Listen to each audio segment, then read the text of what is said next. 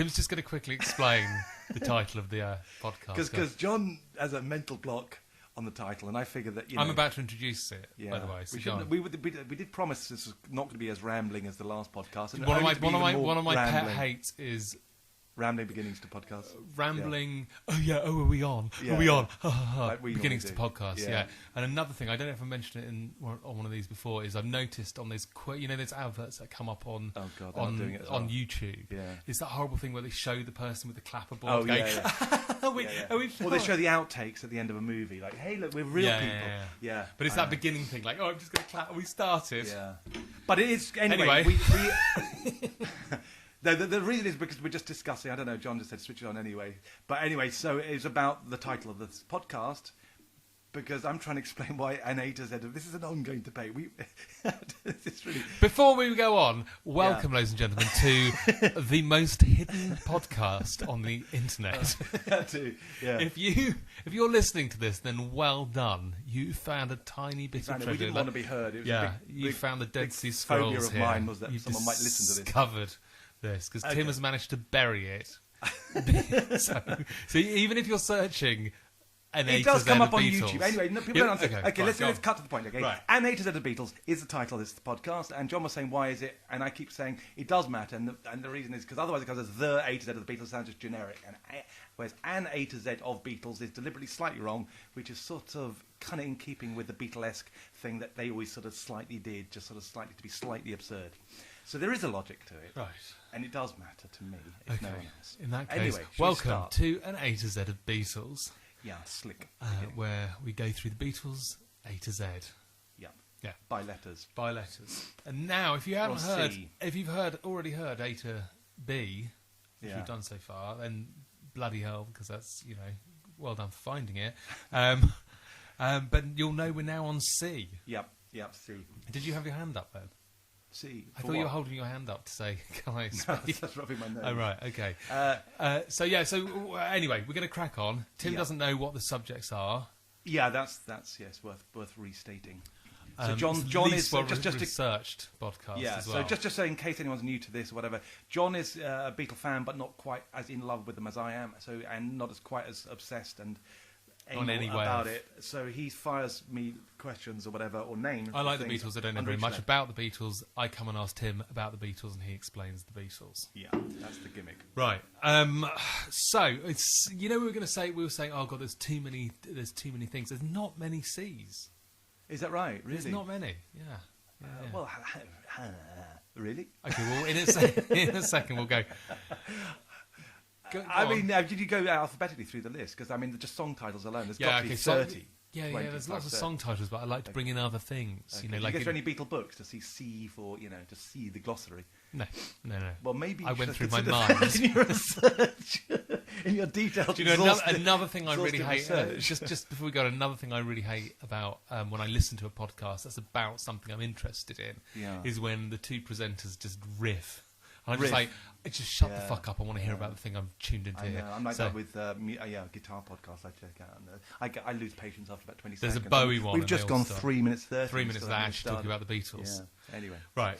Last times, like the B, last time we did, the B was pretty depressing. Yeah, it was a bit. They were all quite dark. Oh, I didn't even think of it. I just found it generally depressing, but I was feeling slightly depressed at the time. Oh yeah, I mean, it's 2021. It's pretty fucking depressing anyway.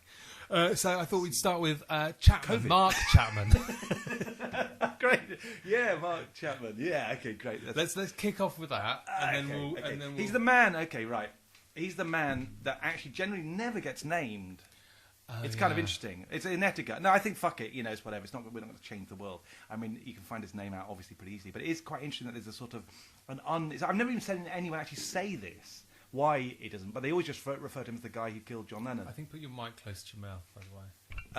Really? Yeah. And he's always referred to as the guy who. Just the man who shot John Lennon or the murderer or whatever, But you never really read his name in general chats. It's funny. It's funny how that etiquette has sort of evolved without anyone ever saying, what, we should never go. And I think it's mainly because of one of the reasons he said that he did it was because he wanted to be famous. But he changes reasons over and over, actually, which then begs the question of, what was his real motive? Or was it something else beginning with C? conspiracy? Well, I was going to say, and followed by I and A. CIA, yeah. You know, and I used to think that was a load of bullshit. Well, I didn't really think about it, really, to be honest. I even got a book on whatever I can't remember what it's called, The Conspiracy of It. You know, it's odd. It's the one book my dad's read on the Beatles, is whether it's a CIA. My dad, the only book he's read is about whether it's a CIA plot. And I never read it. Like books on the Beatles. Yeah, I read Do you read about John Lennon getting shot? Yeah, it's really odd. And the odd thing is, like, me and myself being quite sort of conspiracy minded on a lot of subjects. It's odd that on every subject. Well, yes and no, because there's a lot of big ones I don't buy into, and the Paul McCartney's dead one being an obvious one. But even things like the moon landings and stuff, I'm just agnostic. I don't buy into every one. But the idea, I mean, I don't want to make this political, but to me, the biggest insanity is someone to say, "Oh, you believe in conspiracies." It's like, yes. What, you really and you don't think anyone conspires? Is that you think that's reasonable? Yeah. So sorry, I don't want to go to it. But it's just the most dumbest fucking thing when we know so many things were conspired. Is just to say, oh, I don't believe in conspiracies. I'm that clever. Anyway, so was there a conspiracy? Is the other thing behind it? And I never really believed in much, or even researched it much, really, the circumstance of the killing. But I did look at it recently, an article on it, that just laid down some of the odd facts of the death. Yeah. And I really haven't researched this. I just read something that just had a lot of information on it. And it was quite interesting, actually, the stuff I didn't know, to do with the number of bullets that were found or holes and just odd stuff around it that didn't seem to make sense at all. And also the connection to I think the doorman at the Dakota was an ex-Vietnam guy or something. Anyway, like I say, I haven't researched it, but what I read did go, that's a lot of odd stuff. That's a fuck of a lot of odd stuff. And the other thing is why Chapman did it, his motive. I mean, if you're going to do it, you've got to have a motive of some kind. Well, or be mental. Yeah, but mental, yes. You know, that is even often mental people. He's quite clever for someone who's mental. I mean, lots of crazy people are. But I think Yeah, often, but they usually have. Often that is the have explanation. I mean, why is someone doing that? Why is someone doing that really odd thing? It's because they're fucking mad. It often is the reason. Yeah, I mean that is a sensible thing to say. I mean, but it depends whether if it's a spontaneous killing, that's the sort of thing that goes schizophrenia or mental or whatever. Well, first of all, but he said he did it because he was that's plotted over a period of time. So what happened? And he gives. Well, he drifted. There are sort of signs, and he was an odd guy, from what I understand. I mean, before, he's a Christian and various things. But then he went and he wasn't sure whether to meet him or to kill him. We met him, didn't he? There's a photograph. Well, initially the day before, I think he got the killer autograph. I got all the newspapers. He got him to sign it outside the Dakota. I don't know what he signed, but anyway, something. And did meet him. Then I think came back the next day and killed him. I think. But I can't remember if he's holding a copy of Catch in the Rye, but that's he's reading it, or he referred to it quite a bit. And a bit in Catch in the Rye, but he's constantly talking about phonies. That was one of the reasons I remember him giving. He felt John was a phony who'd sold out. Then he gave other reasons. I mean, he gave a reason that it's because of what he said about the bigger than God stuff, being a Christian. That was another reason he gave. What other reasons did he give? That he wanted to be famous himself, hence the reason people don't like to refer to him, because it's like, well, we don't want to make him famous. We don't want to give him what he wanted out of this. So that's the real sort of implicit reason people don't use his name. Mm-hmm. I'm pretty certain. So that was another reason he gave. What other reasons did he give? I can't remember exactly. I think there's one or two others. But basically, they just conflicted, and you're sort of left with a sort of what was it? You admired him, he didn't admire him, he wanted to meet him. Did he just change his mind the whole time? Which is probably what you're saying. Which is probably. I've done some crazy shit, and not shooting iconic. Well, that's the point. But you know not to go that far. Yeah, but I'm not. To do something you know is going to land you in jail, you're never ever going to get out for the rest of your life. If you're a psychopath, if you have not necessarily a But psychopath, but if also, you're insane... if you've got a history of going around being violent, but if you only do it on one occasion, I don't think he did, as far as I know. I think he helped out in school camps and stuff like that. I remember standing next to Madonna once. Well, that would be a good incentive. Back when Madonna was really famous. Yeah. Like, really, really famous. And I thought, if I punched her in the mouth now... You'd be famous I would forever. Be famous tomorrow. Yeah, probably not forever, but I would be all over the world. That's it. That's it. Yeah. And it's that sort of that call of the void thing when you're standing. When I should have done for Hillary, I should have just gobbed on her. But when you're standing on the top of the call of the void, when you're standing on top of a tall building, going, if I jump on, I could. It's that feeling of going, oh, I could do something huge. By this second, I could change my entire life. And I think, Yeah, but it's premeditated, and he had to get the gun. I'm not quite sure how he got that. I don't know. I mean, he was. I honestly don't know. I don't have a sort of a set opinion. But come on, people have tuned into this. Why did he do it? This is why everyone wants to know. For God's sake, I've given you 5 minutes of my time. Yeah, I just don't know. Was he a nut job? I don't know. But the MK Ultra sort of stuff, I used to think that was all nonsense. But I have, what I've looked into on that, I don't think it is just nonsense. I think you can trigger people to do stuff. MK Ultra got admitted by CIA, and these things that were seen absolutely outlandish never happened. And by the way, John Lennon was a big believer in conspiracy theories as well. It's like he didn't fucking dismiss them. So it's not outrageous either. He thought his phone was being tapped and everything. And it was. Yeah, exactly. And he was being pursued by the authorities. And it was. And everyone said he was nuts, and everyone said he was crazy. So, but was he still being targeted by the CIA in 1980?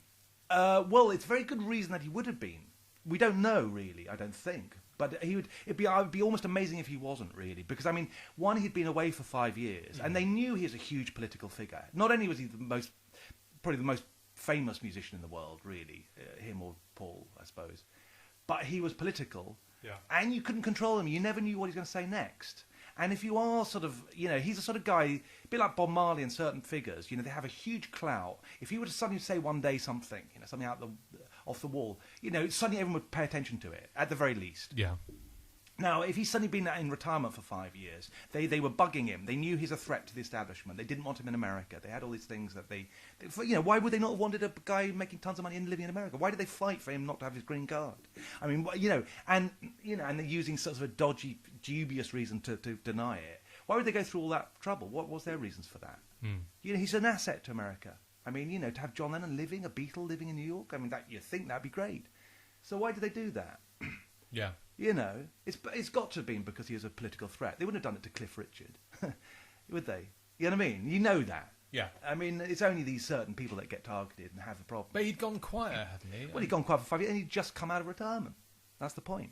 Right. And then, lo and behold, suddenly he's back. He's a force, isn't he? He's back in the newspapers. He's suddenly making headlines. Oh, my God, John Lennon's back. He's got an album, and it's pretty good, So, there's every motive.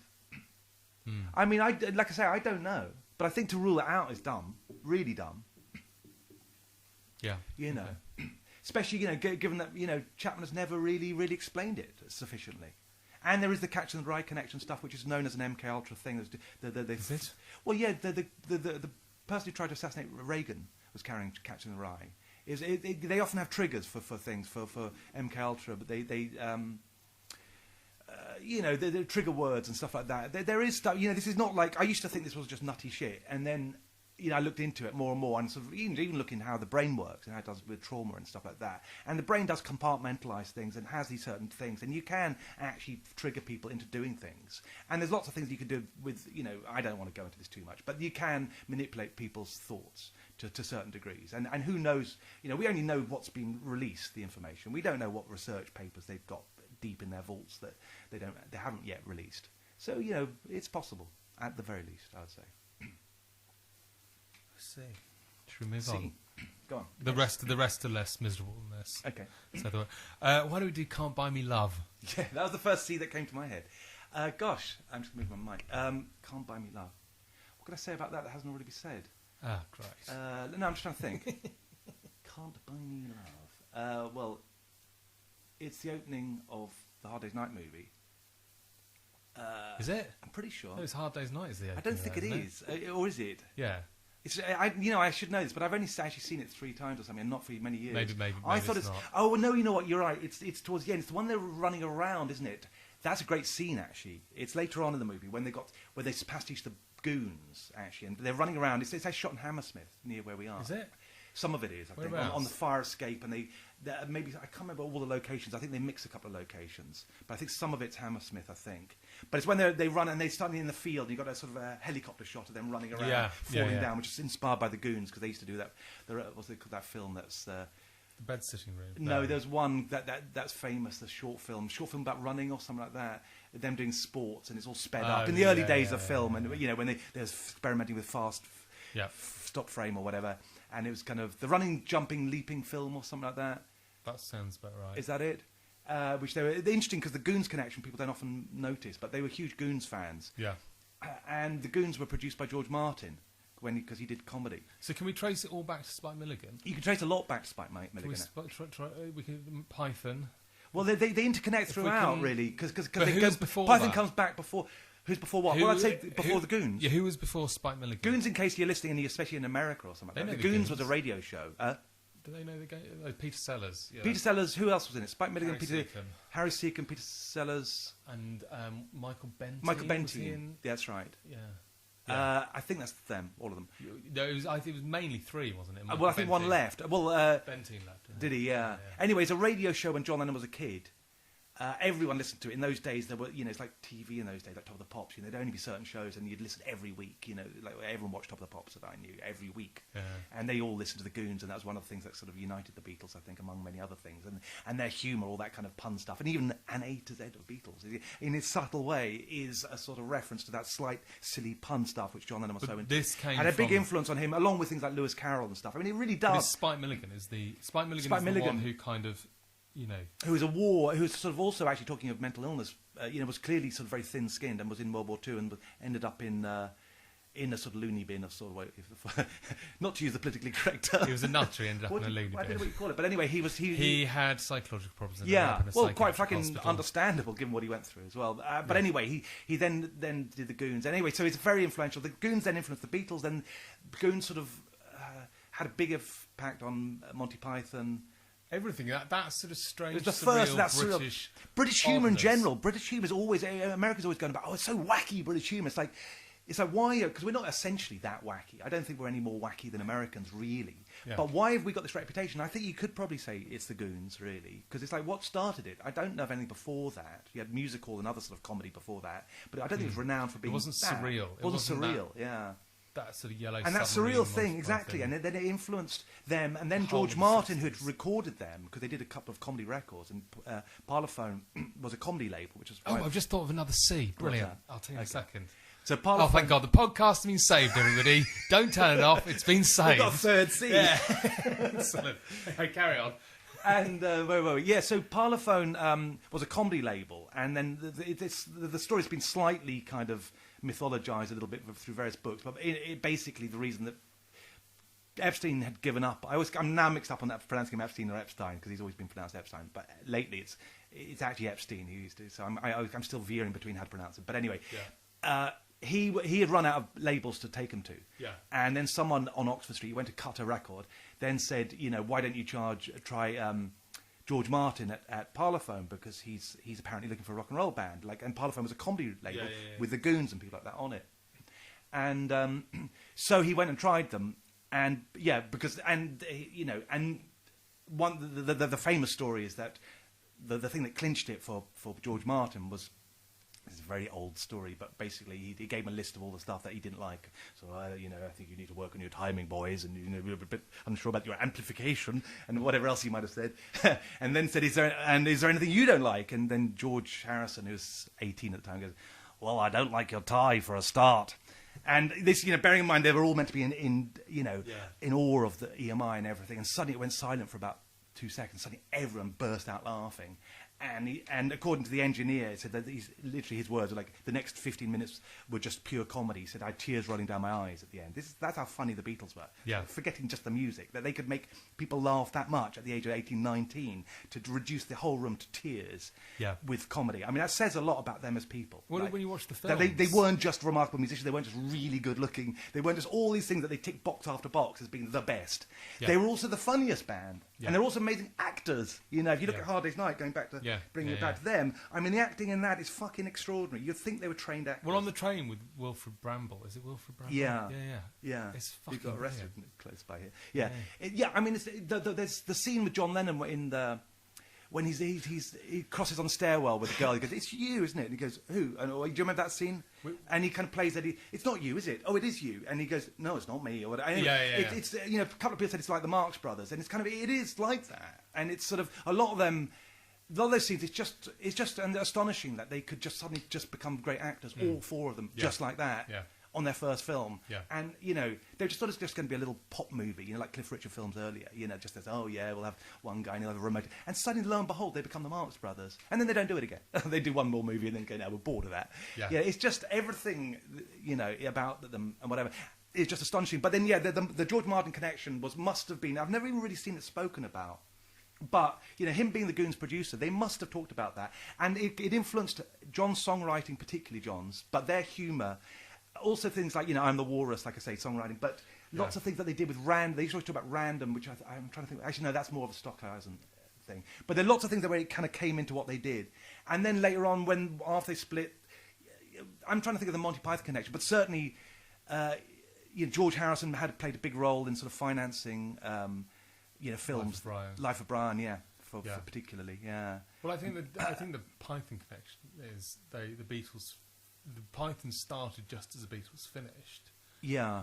And they felt like they sort of took over, really. They sort of, although it's very obscure, I have to say Python at the time, because it was on BBC Two, and it didn't actually have a huge audience, but it's hugely influential. You could almost argue it's the Velvet Underground of comedy, massive. in a way, But the Velvet Underground are massive now. They're on, considering they sold nothing in the day, virtually, 3,000. Python became very big after, After especially with Life of Brian, actually, things like that, sort of, and then it was before that with the series, Python became huge. It was huge, but I mean, the actual numbers of people watching, I don't know. Would it have been BBC Two at 9:30 or something at night?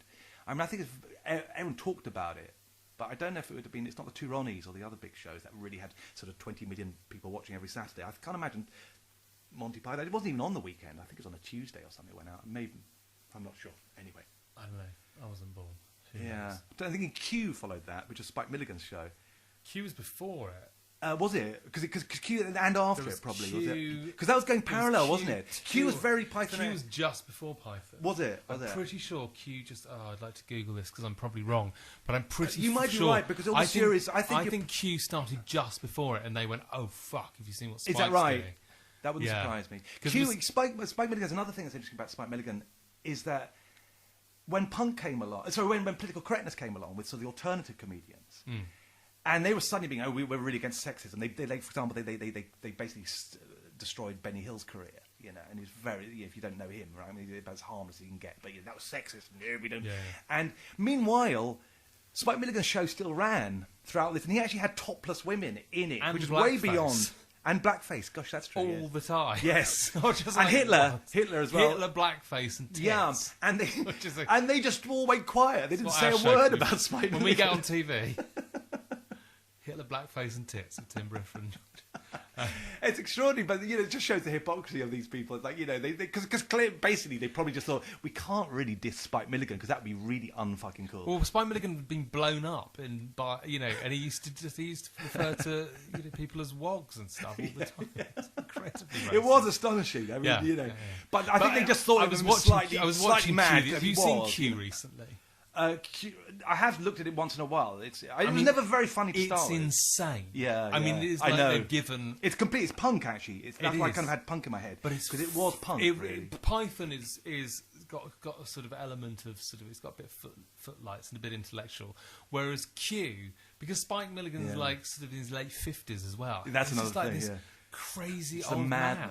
And like half of it is not even funny. I know, lots of it wouldn't. And he would start laughing in the sketches, just like sort of, you're breaking all the rules of comedy. Like, I'm not in good ways. I mean, it was bad, a lot of it. But a lot of it didn't have punchlines. It was really indulgent. Like, he'd start laughing at his own jokes, and you go, they're not even that funny, the jokes, either. It's like, but then he'd have these moments of genius. Crying. And and you just knew the guy was damaged, but a genius. Yeah. I think that's really why people accepted it. Yeah. Absolute joy and genius in it. But fuck me, nothing will ever be funded like that ever again. I mean, there is no way anything like that would barely be allowed on YouTube. I mean, it's a miracle it still is to some degree. It probably won't be for much longer. It is. God, the way things are going.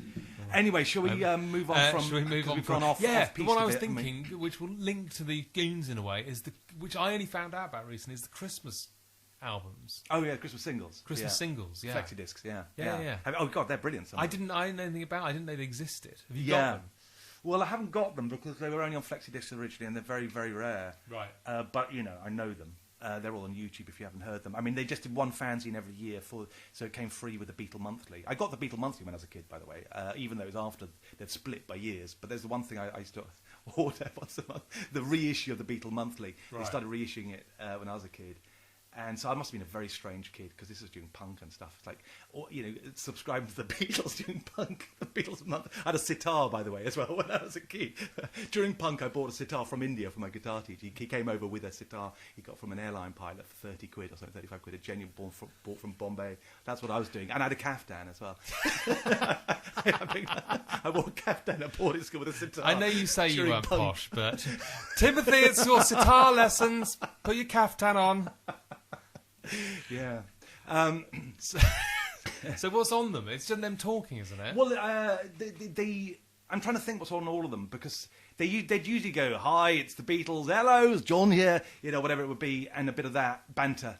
And this is our Christmas message. And then I think at some time it got more surreal as it went on. They did a thing called Christmas Time is Here Again, which was this ridiculous, Christmas time is here again, Christmas. This really repetitive tune. But then it had this really nice guitar bit in it, which was just, of course, they'd always have something good in it. Yeah. And also they had this bit in it, which no one has ever explained to me. If you've got any, do leave comments, because... Anyway, whatever, if you're interested. But there's a bit in it which I've never understood, but you just accept because it's on it, and you just go, it sounds good. And then Ringo's voice comes in, he goes, because O-U-T spells out. And the guitar bit, and it's like, O-U-T spells out. It's like, yeah, but what's that got to do with Christmas? O-U-T spells out. And I've never known or thought or got any reason why that's in the song about Christmas, O-U-T spells out. I've never said, I don't know, New Year or something, or happy or something, sense. That would have made sense. But out, I've no idea why that's there. I don't know. So yet again, another question Tim can't answer. Yeah, why did Mark Chapman shoot Lennon? Why did Ringo say out? Calls himself a fucking Beatlehead, yeah. But anyway, yeah, so they're telling you there's one great bit worth checking on YouTube, is there's where they obviously played up to the mics. They were doing the sessions for... oh, God, I can't even think of the song. It's a George Harrison, Think for Yourself, I think they're recording. Yeah. And I think they were preparing for the Beatles Christmas record. I think every year they thought, what are we going to do? Something for the fans, this flexi disc. And they do this one where they obviously got them, they're doing the backing vocals, and someone must have put mics in there, or they just recorded the mics through the desk, probably, actually. Yeah. And they're joshing around, and they're all putting on voices a lot and being very Goons-like. And it's fucking hilarious, because it's just... It's so joyous, actually, just how they make each other laugh, how funny they are, how just off the wall and inventive and whatever. And they're also doing these backing vocals for Think for Yourself. I can't even think how the backing vocals go on it, but there's a bit that John Lennon improvised.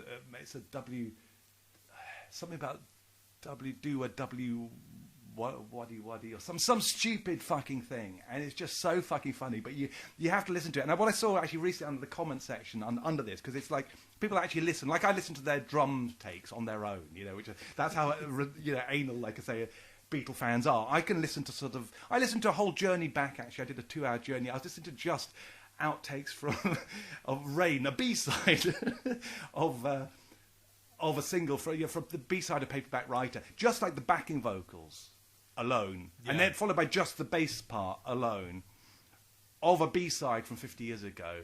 And I was thoroughly entertained just listening. Okay, oh my God! Oh, listen to how the bass part slightly changes on verse 3. Oh, listen to they had more echo on verse 2, and then they take it away on verse 3 again. That's really weird. And I was so fascinated, by that level. But so this video of this YouTube clip of them just talking bullshit. Yeah, it's got so many comments, so many hits. But there's someone pointed out, it's like they were like they call them, what do you call the generation now? The TikTok generation. Z. Z, is it generation? It's not G, it is Z, is it? Yeah. Z, whatever. And someone said it's like they had Generation Z humor back then. So I don't know what Generation Z humor is like. I'm guessing it's just off the wall or something. But anyway, it's just funny that they were saying how, oh my God, it's just like our humor now. Obviously, like say some 20-year-olds. It's like so even in that they somehow kind of were just sort of ahead of their time, or just whatever. It's just, I just find it endlessly just astonishing. It's just like, what the fuck? They were just so fucking entertaining. Did you hear this? Did you hear the something bass and drums or something Yeah, that they released recently. Didn't they release? Wasn't that released recently? I don't know. The bass part on that's quite interesting. Yeah, it was really interesting. Yeah, because George complained about it. Because George is a sour fucking prick sometimes. I really have to say, he's a very bad. I love the guy, like all of them. But if he had one fault, he's a very fucking sour at times. He could, considering who he's surrounded by. How he was the only one to go, oh, I don't know much about. I don't know if I like that. And you go, it's fucking Paul McCartney playing fucking on your song. Playing it's the most incredible fucking thing, and you're not sure if it's really, But anyway, yeah. Something I think is the second most listened to Beatles song on Spotify, which is interesting. Something is it? I think it is. Yeah. I might be wrong. But that's and it's one of the. Frank Sinatra said that was the greatest love song of all time. He got it wrong by saying that Lennon McCartney wrote. He didn't know it was George. But actually, that's actually a compliment to George that he thought it was Lennon McCartney. But and actually, John was a massive fan of that. Actually, well, I think that's maybe his favourite song as well. On Abbey They're Road. both fucking genius songs. Oh, he did tons of genius songs. Yeah, I know. But they just got lost in the whole. Those two are possibly two of the best Beatles songs, and they sound very Beatlesy as well. Yeah. They sound very like they just. Even though Eric Clapton played the solo on While My Guitar Gently Weeps, which is bizarre that George would give. It's weird solo. That they fit so perfectly. I know. I know. I don't get that. They're different, but done by different writers, and sometimes not even the same musicians. Like one of them would be missing or whatever, someone else. Yeah. And it still sounds like the Beatles. And you think, how did they sound like the Beatles? Even when they're writing something Ringo's completely songs. wasn't Beatlish. Yellow Submarine, Octopus's Garden. Did he write any masterpieces? He didn't really write. He's credited as writing Octopus's Garden. Did he actually write that? He came up with the initial idea, and they encouraged him to. Well, I've got a song about an octopus in the garden. It goes back really early. He actually, is it that one? I think no. Actually, no. Wizard. God, I can't remember now. But that's actually one of the reasons the Beatle book, the magazine, the monthly magazine, is actually very interesting because there's articles in that actually tell you a lot about them because they're written as the Beatles were happening. So it's not like in retrospect. It was as that month. Oh, the boys were in the studio recording a new song about a paperback writer. And they're saying, oh, I went in. It sounded a bit rough early on. It sounded a bit weird. It's kind of echoey like vocal sounds, and then it sounded brilliant. And you get these little things that just like are very revealing. Even photos from that is very interesting, like studio shots. They allowed the Beatle book to come in and do exclusive shots in the studio, which hardly anyone else was allowed in. Yeah. So you get some terrific shots that came from that sort of thanks to that. What was I saying? Oh yeah, there's something about Ringo had a song called Badfinger Boogie. Or something. So clearly he had like two ideas about one idea about a year, we go to the piano, I got this little tune, And what was nice is the others really encouraged him. I mean, George is actually heard on one. I think it's on the Let It Be sort of kind of stuff where he's sort of saying, "Come on, let's do Ringo. Let's work on your song," And you go, they were so nice to each other. And the Beatles actually really did the same to George, which has been airbrushed out of history. Is that you listen to some of the recordings? They're saying to George, "Have you got any songs? Come on, let's try that one you had before." And again, George is the sour one. He's like, "Oh, I don't know. I think it needs an acoustic. We can never do that one on the. It's not worth it." You go, "Fucking hell, George. My God, I mean, I love you, but fucking stop with such a." He really was a downer sometimes.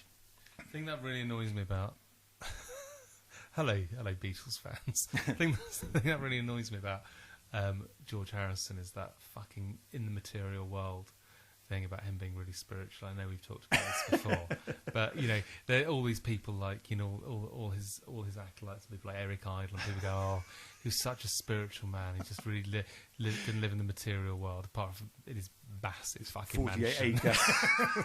I said I'd be pretty fucking spiritual if I lived in Beaconsfield in a fucking mansion. I had enough money to do it. Well, he's a Pisces. I mean, if you believe in any of that stuff. Well, there's two fish that swim in the opposite direction. That explains it. All right. Well, in that he was notorious for being like that he would be really spiritual. I mean, his wife said that, Patty in her book, that I think it's Patty, or it might have been another one. Oh, that he's spiritual all day, and now you've gone and done that. Well, no, they said that he was like that. He spent 3 months sort of meditating with his beads, and he used to eat sort of porridge for breakfast. He really didn't really. It's amazing, what he could have done. But he'd be stuck in like mainly one room of this huge mansion. But then he would sort of suddenly buy a load of coke. Yeah, but it sounds like one of those twats. And go on a binge, Yeah, but so that all these tech billionaires do that, don't they? Like, well, they're usually one or the other. They go out to the desert and leave their mobile phone behind. Yeah, but I think they tend to be one or the other. I mean, George was sort of a dichotomy, I think, in that. I think because he was kind of. I think a lot have been forgotten about him being a bit of rock star, bit of a ladies' man. Well, it's sort of it's. coke-taking, shagging, yeah, that's it. But he materialistic. also would then go. But he also ate porridge and played with his bees. Yeah, but like I say, he didn't do them simultaneously. He did one or the other. He was, it was a bit different. Like he went to India in the height of the Beatles and learned sitar. He didn't have to. He could have been fucking groupies and having a lot of great time. Instead, he learned. One doesn't negate the other. You can't. It's not like but it Harold sort of Shipman. usually Like does, he healed lots of people, but then he killed lots of people as well. So kind of, I don't know. Yeah, but the healing was a sort of, his cover, wasn't it? I mean, it's a bit different. If George was sort of like, like the Maharishi was probably an example of being a hypocrite, from what I can gather. Where he's sort of saying one thing, and then the evenings he'd be sort of trying to pull the women. But George, I think, was more like a sort of. He was kind of torn in two different ways. I think it's a bit different, aren't we? Yeah, but it's very easy to go and be very, very spiritual and go, oh god, to different levels, though. Yeah, but he was quite sort of one or the other. Yeah, but also he did live in a big fucking house, so it's very easy to be. I'm going to eat porridge today and play with my. Yeah, but it isn't though, is it? Because you don't have to eat porridge. No one is looking at you. You're not got like the Maharishi where everyone's following you. He can do what he wants. He didn't do it. He chose to eat porridge. Yeah, for 3 months before taking loads of coke. Yeah, but 3 months of porridge and chanting Hare Krishna. But what I mean is the idea that people go on about him as a spiritual person. Like there's like about 1 billion people who are more spiritual than him.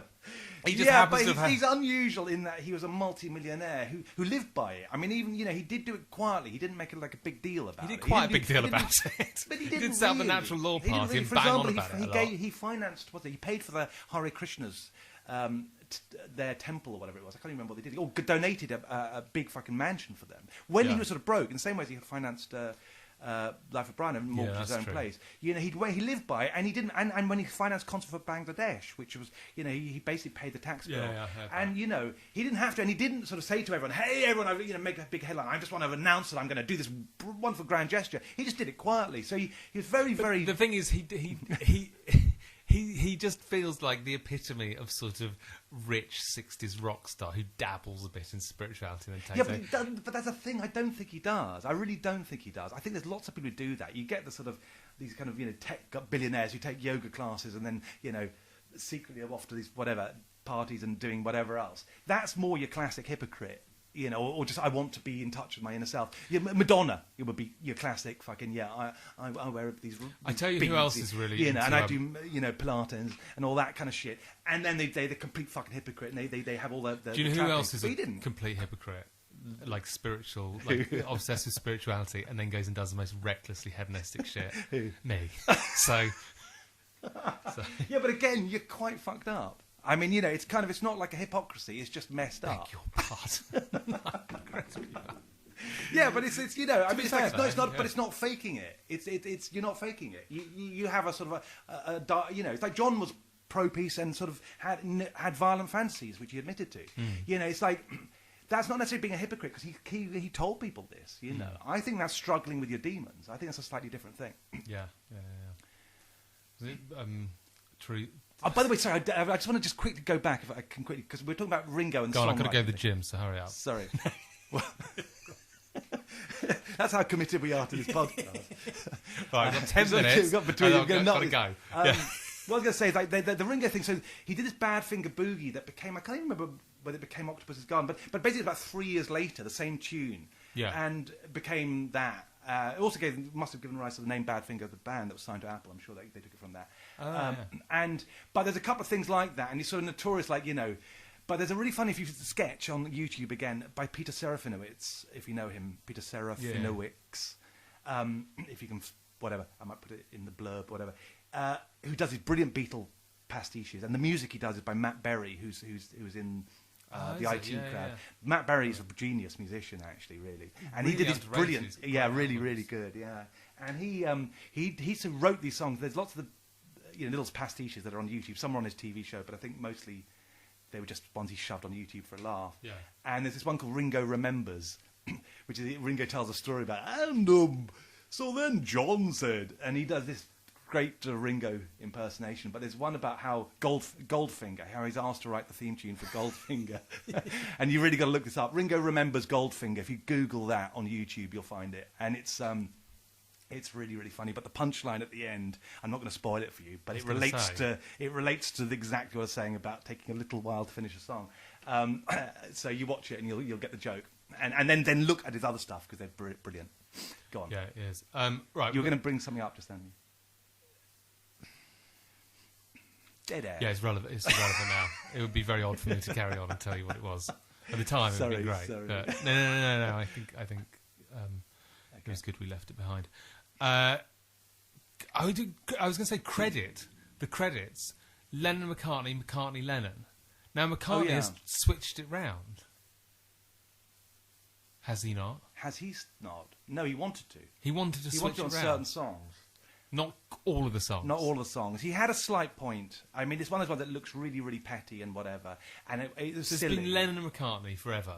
Well, it's silly. I've never understood is... They flipped a coin or something. I can't remember how they did it. Why is the first album actually says McCartney-Lennon on Please Please Me album? I think it actually says McCartney-Lennon. At some point, they made some kind of decision that it sounded better as Lennon-McCartney, which obviously Paul was not so keen on. But I think being Paul... I'm just plugging my phone in. Being Paul, he also kind of saw the bigger picture and realised it does sound better as Lennon-McCartney. But what happened was, it was later on, yeah. His story was basically that there were certain songs that not only did John write less, but he didn't write any of. Say Yesterday, right? And what bugged him was that when he saw on iPods or whatever it was at the time, the medium, you'd often see a little bit of the song, and it'd always sort of say, written by, so it'd come up as Yesterday, and you wouldn't be able to read the last half of the sentence. So it'd say, Yesterday, Lennon. And he sort of, basically, that was his thing. He said, well, it's a bit unfair. You should go McCartney first on those songs, at least. It was one of those ones that you really needed the wife to step in and go, yeah, this is when wives are actually useful, which is a very rare moment. Especially in Beatledom. Sorry. That's going to be quoted against me forever. No, but that's really when your loving partner says, Paul, no. But in fact, his loving partner should have said that on quite a few things to Paul, really. The V signs, the peace sign, rather. No, just to ring the thumbs up. The thumbs up, rather, sorry. There's certain things that were very ill-advised, and certain haircuts, and certain clothes things that you really wish that the wife, the fucking wife, quoting Spinal Tap, had said, no fucking way. And, it was unbelievable, really. That was a terrible decision. It looked so bad. It's just why the fuck. I've never understood why going last is worse. It just implies you're the lesser partner, doesn't it? Does it? Well, it's sort But of. it's like, would you want Lennon and McCartney? That's in theory. But I think who's on first? It's like the. I know. I think it's just a real subtle thing. But I think if you ask most people in a collaboration, would you rather go first, second? Almost everyone would say first, wouldn't they? I mean, if it was, it just slightly implies you're just slightly ahead. I mean, it just slightly. And to have that for everything you've ever done. And I can see his point on some level. No, you're on the left. The first one's on the left and the second one's on the right. I know. You want to be on the right. But again, they did argue about it for this reason. Lennon wanted to be first, so he saw it as well. But the Y works better at the end. Lennon-McCartney. Well, it does. I mean, that's the thing. And McCartney-Lennon doesn't roll off the tongue. It sounds better that way. And I think that's why Paul didn't accepted it, because he kind of knew it too. It did. But there were various songwriting duo partnerships, that they were all aware of. I forget that there's some of the famous ones from that would have been famous to them at that point. The partnership, the musicals and stuff that were written. I can't think of it. There's a couple of famous Rodgers and Hammerstein. That's right. Yeah, there's a couple of others, I think. But and they were into the musicals. They knew this sort of stuff. And there's always that feeling that one was a bit more than the other. Or possibly, maybe, why would Rodgers be first? Or be that. I don't even know Lennon, because one wrote the lyrics, one wrote the music, and I don't know how they prioritised that. Whether they thought that it's a difficult one. It's a difficult one with collaborations in general. It's always very hard to make that decision of who has more importance. If the guy comes up for the riff to satisfaction, is that deserves the credit or not? I mean, it's the hook, but it's only one riff. Someone else wrote all the lyrics. It's tricky to go, do you get 50% for that? And that's what actually splits a lot of bands up, actually. Thing is, John Lennon is a little bit better. Ooh. He is a little bit better. Them's fighting words. Yeah, well, a little bit. Yeah. Not massively. Yeah. You know what? The thing is, I have to say, this is pretty much how you know a Beatle obsessive, apart from a Beatle fan, is a Beatle obsessive would never accept that statement. True, because, to quote George Martin, when it came to talent, you couldn't put a cigarette paper between them. No, maybe not. And I think that's the thing. And everyone who's a Beatle fanatic knows that. You can have a preference and certain songs, blah, blah, blah. And we all know that John Lennon did certain things better than Paul. But when it comes to talent, who was better, literally, I couldn't say at all. It's like a cigarette paper. That's how I see it. Whatever John did, he did certain things better than Paul. He was a better lyricist, by and large. He did edge better, by and large. But then Paul did bass playing better. He did melody better. He did musical virtuosity better. He did skills. He added harmony better. He added, he did team player better. He did drum roll suggestions better. I mean, it's like, how can you say one is better? Yeah. That was also, by the way, the big issue people had with the book by what the fuck is the author called? The first main book. It's fucking slipped my mind now, but it's he basically not. Is it Shout? It was. Who wrote fucking Shout? And anyway, basically, I can't. It's just gone off my head. And the author said that John Lennon was 75% of the Beatles, or I think he said some quote like that. And every Beatle fan read that and went, "You fucking what?" And it was just. And he said he'd never lived it down. He rewrote a book now on Paul McCartney, and I went to see him do a talk on it. He signed a copy for me, and that was the first thing he had to. It's the one question everyone's going to always ask him to his grave. Do you still stand by that? Why didn't he just say 26%? I mean, that's kind of where I. No, I'd say he's probably about. You want a percentage? I'd say Ringo's about 20. I'd say Paul's about 25, 30. It really depends. I mean, 30, 50. Yeah, it's about. 26% of the Beatles. But honestly, it's this is. No, that's it. Ringo's what? 20, I would say 20. Yeah, I can give a decisive answer. You can't about out or the motivations of Mark Chapman. The trouble is, it's like for example, right? You listen to the Beatles before Ringo joined, and you tell me whether you think they would have been the biggest band in the world without Ringo. I agree. And I tell you, I wouldn't. No, you are absolutely right. So it's like they only really became the Beatles when Ringo joined, and you can hear it. You listen to the Decca recordings with Pete Best, and you listen to the Hamburg recordings with Ringo, and it's like they are then the Beatles. Yeah, I agree. So it's like okay, it's he's a drummer and all that, blah blah blah, but that still was what made them the Beatles, and without it, they would not have been the biggest band in the world. So to say he's less or he's this percentage is very hard to say. Yeah. They all did their role 25% or 100% each, I would say. No one gave it less than 100%. So no one wants to hear this sort of stuff. I know it's too what's the word? Moderate and sort of moderate, far too moderate. And I think I did the fucking wife line, which is by the way is a Spinal Tap line, just in case you don't get the reference. I think it's kind of sort of undone my image slightly. Yeah, you've been cancelled. Good. How long have we done? We got it's 47 minutes. 47 minutes. Right, I was going to say until what time is it? I don't know. I switched off my phone. I learned from the last mistake. All right. I was going to save it until next time. We'll do 10 more minutes. Yeah. Come together. Come together. Ooh. Come together. What do I know about come together?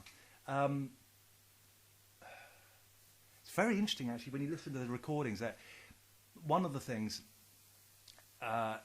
is that when you listen to the vocal, there's this kind of dum dum dum dum shoot, dum dum dum dum shoot, and there's a sort of percussion with dum dum dum dum shoot, and you get it's a clap, right? But it's echoed. And what's really interesting, what I just find fascinating, it's a very small point that won't really interest hardly anyone except a few musicians. Interested. Well, it's just the fact that he does a lead vocal, which has got echo on it. And when you're recording these sorts of things, you kind of go, right, we want the vocal to sound a certain way. We'll get the vocal perfect, the echo perfect. And they had to record to tape in those days. They didn't add it later because, or maybe they did actually. I'm trying to think which way they would have added it. But they often printed it to tape because they couldn't add it later. They had limited effects. So they'd make decisions very early on, like how much echo, how much reverb to add, how much EQ, which nowadays you would never do because you defer everything nowadays. You just record everything as clean, as neutral as you can get it. And then we don't want to make a mistake. What if we add too much reverb to the guitar? What if we decide later on it doesn't sound as good with the other stuff added? So let's just not do it. We'll put it later on. And that's how every decision's made now. And what they did then was they had to commit, especially when they're 4-track. You had to make decisions. The first thing, like every part has to be worked out, every sort of mic decision, every EQ decision. And then you'd add load on. And, you're stuck with those things. There's no way you could undo them. And on Come Together, even though they're 8-track, it's the fact they add the vocal. But then when he does the clap is echoed as well as the vocal. Now, the standard thing you'd say now would be, we'll add the claps later because we might want to change the echo, might not want that. But they clearly just thought, they just went with it. Even at that final stage of their career, that they're really starting to get very precise on the recording. If you listen to Abbey Road, it's very well produced comparatively to the others. It's the one album where you can really hear everything very clearly. Every instrument, every sound is really, you can really hear it. It's not a mulch, a nice sounding mush. It's not that. And yet he sang it, did the live take, and if he fucks up, if the echo, they decide later, you can't undo it. That's your vocal take gone. And just the fact they obviously just went, yeah, we like it, let's do it. And I just love that about them, that they just didn't give a fuck. You know, that they still, to the very end, if someone shouted during a drum solo, you hear this on the Pepper tracks, which is even, like I say, more crucial, because you'll hear them as they're playing. If you listen to this, why the isolated recordings are so fascinating to listen to, because you can hear them shouting, going, yeah, you know, like this. Yeah. And now, these days, you just go, Paul, you know, I noticed you shouted before the solo. I'd rather you didn't do that, because if you know, it leaks into the other mics and we might have some problems later. And they obviously just had this kind of rule, like if you feel like shouting, you just fucking do it. Otherwise, it would have been an issue. And you can also hear it on another example of this is on Long, Long, Long, which is a George Harrison song on the White Album, which I think is one of his masterpieces. Hardly anyone ever. It's amazing, because it's just like it's from the ether. There's nothing else like Long, Long, Long. It's this really odd spiritual track, that's sort of slightly Indian-y. It's probably a lot of coke when he wrote it. Not that, maybe, I don't know. Yeah, sorry. Anyway, but at the end, so they did this perfect take, finally. And then it goes in this kind of jam bit at the end, where they sort of improvise. Got Hammond organ, drums, bass, guitar, vocals, all live, which again, no one would ever do now. Yeah. Wouldn't even consider it. It'd be too likely someone will make one mistake somewhere, so they'd always do it separately. But they, doing this in the studio, having nailed a godlike take of it, you know, which, you know, like whenever you're recording, especially because I do analog stuff, I do actually record similar thing. And when you get a good take, and towards the end, you tend to get this thing like, please God, don't someone fuck up.